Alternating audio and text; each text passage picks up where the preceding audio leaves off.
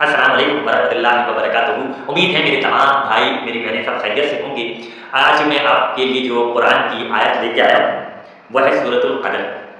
تو انشاءاللہ ہم نیت کر رہے ہیں کہ اس کو اللہ کی رضا حاصل کرنے کے لیے سنیں گے، اور اس لیے سنیں گے کہ ہم سب کو جو ہے اعلیٰ درجہ یعنی جنت الفردوس اللہ رب العزت ہمیں وہ عطا کرے پیارے حبیب سیدنا حضرت محمد مصطفیٰ صلی اللہ تعالیٰ علیہ وآلہ وسلم کی سب کے وسیلے سے، اور ہماری جتنی بھی پریشانیاں ہیں، گھریلو پرابلمس ہوں یا آفس کی پرابلمس ہوں یا بزنس کے حوالے سے جو پرابلمس ہوں، اللہ رب العزت انشاءاللہ دور فرمائے، آمین۔ تو انشاءاللہ آپ سنیں اور اللہ اس کا اجر عطا فرمائے گا۔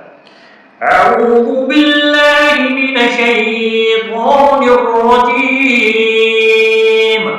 میں اللہ سے کی پناہ میں آیا شیطان مردود سے بچنے کے لیے۔ بسم اللہ الرحمن الرحیم، شروع اللہ کے نام سے جو سب پر مہربان بہت مہربان ہے۔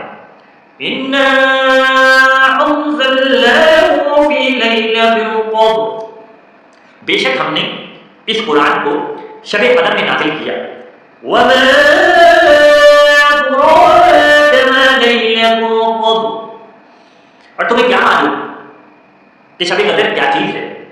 لَيْلَةُ الْقَدْرِ خَيْرٌ مِّنْ أَلْفِ شَهْرٍ، شب قدر 1000 مہینوں سے بھی بہتر ہے۔ تنزل الملائکۃ والروح فیہا بإذن ربہم من کل امر، اس میں فرشتے اور روح اپنے پروردگار کی اجازت سے ہر کام کے لیے اترتے ہیں۔ سلام ہی حتی مطلع الفجر، وہ رات سراپا سلامتی ہے فجر کے طلوع ہونے تک۔ صدق اللہ العظیم۔